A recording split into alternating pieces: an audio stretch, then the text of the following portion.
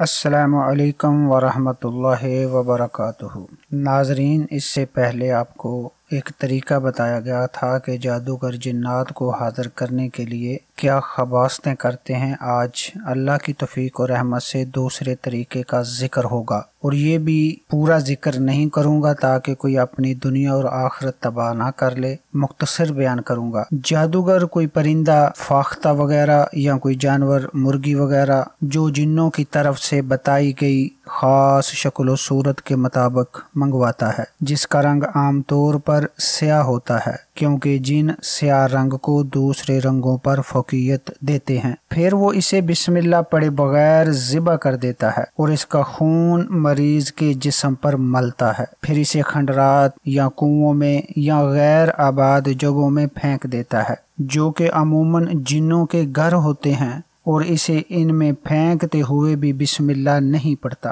پھر واپس اپنے گھر چلا جاتا ہے اور شرکیہ کلام پڑھنے کے بعد جو چاہتا ہے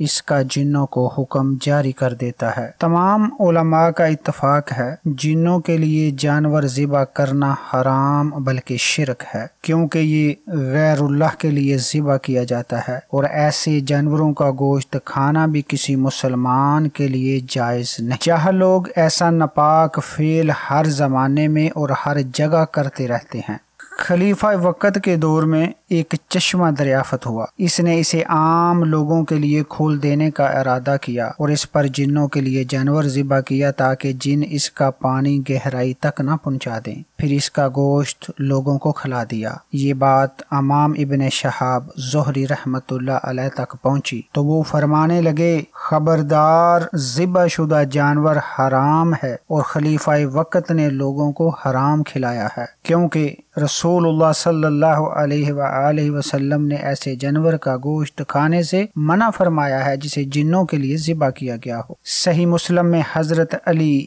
ابن طالب رضی اللہ تعالی عنہ سے مروی ہے کہ اللہ کے رسول صلی اللہ علیہ وآلہ وسلم نے فرمایا، اس شخص پر اللہ کی لعنت ہو جس نے غیر اللہ کے لیے کوئی جانور ذبح کیا۔ تیسرے طریقے میں ملعون جادوگر قرآن مجید کی کوئی صورت حیض کے خون سے یا کسی اور ناپاک چیز سے لکھتا ہے، پھر شرکیہ منتر پڑھتا ہے اور اس طرح جنوں کو اپنی فرما برداری کے لیے حاضر کر لیتا ہے اور جو چاہتا ہے اس کا انہیں حکم دے دیتا ہے۔ اس طریقے میں بھی کفر صریح موجود ہے، کیونکہ قرآن مجید کی ایک آیت کے ساتھ استہزاء کرنا بھی کفر ہے، مذاق کرنا بھی کفر ہے، چہ جائے کہ اسے ناپاک چیزوں کے ساتھ لکھا جائے۔ چوتھے طریقے میں ملعون جادوگر قرآن مجید کی کوئی صورت الٹے حروف میں لکھتا ہے، پھر شرکیہ کلام پڑھ کر جنوں کو حاضر کر لیتا ہے۔ یہ طریقہ بھی حرام ہے، کیونکہ قرآن مجید کو الٹے حروف میں لکھنا کفر اور شرکیہ کلام کو پڑھنا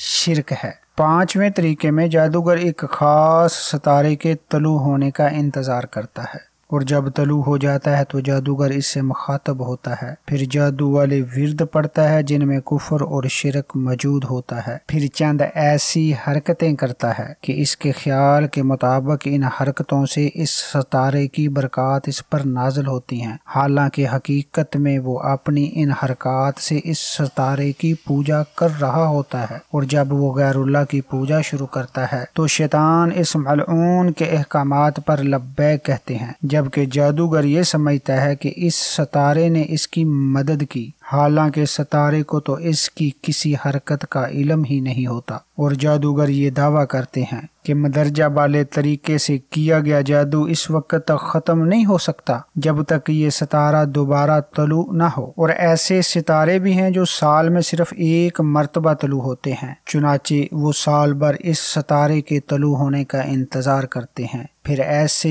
ورد پڑھتے ہیں جن میں اس ستارے کو مدد کے لیے پکارا جاتا ہے تاکہ جادو کا اثر ختم ہو جائے۔ بہرحال یہ تو جادوگروں کا خیال ہے، جبکہ قرآنی علاج کرنے والے لوگ اس ستارے کا انتظار کیے بغیر کسی بھی وقت اس جادو کو توڑ سکتے ہیں، اللہ کی توفیق اور رحمت سے۔ اس طریقے میں بھی شرک واضح طور پر موجود ہے۔ اللہ تعالی ہم سب کو ان طریقوں سے محفوظ رکھے، اللہ تعالی ہمیں ایمان کی دولت سے مالا مال کرے، آمین۔